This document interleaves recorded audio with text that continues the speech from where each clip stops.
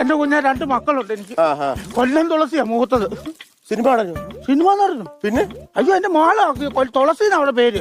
അവള് കൊല്ലത്തിൽ ഒരു ദിവസം വീട്ടിലോട്ട് വരും. അപ്പൊ ഞാൻ കൊല്ലം തുളസിന്ന് അവളെ വിളിക്കുന്നത്. പിന്നെ 2ാമത്തവനുണ്ട്, അവൻ മെടുക്കനാവട്ടോ. അയ്യോ അവൻ മെടുക്കണ. ഞാനെന്ന് പറഞ്ഞ അവന് ജീവനാ. അപ്പൊ അവൻ എപ്പോഴും പറയും എന്റെ കുഞ്ഞ് അവനൊരു കല്യാണം കഴിച്ചിട്ട് വേണം അധ്യാപകനാവാണെന്ന്. അങ്ങനെ ആയി തീർന്നാ മതിയായിരുന്നു. കല്യാണവും അധ്യാപക ജോലിയും തമ്മിൽ എന്ത്? അവൻ പറയും ഞാനൊരു കല്യാണം കഴിക്കട്ടെ തള്ളേ, നിങ്ങളെ ഞാനൊരു പാഠം പഠിപ്പിക്കൂന്ന്. ആ പാഠം പഠിച്ചിട്ട് വേണം അമ്മയ്ക്കൊന്ന് കിടന്നൊന്ന് മരിക്കാൻ. അപ്പൊ മക്കളുടെ വീട്ടിലൊന്നും പോകത്തില്ലേ അമ്മച്ചി?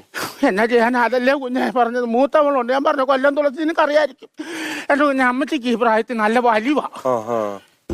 പക്ഷെ ഞാൻ ഓർത്ത് എന്നാ ചെയ്ത്, ഞാൻ അവിടെ വീട്ടിൽ പോയി നിൽക്കുമായിരുന്നു. ഞാൻ ഇടയ്ക്കിടയ്ക്ക് വലിക്കും.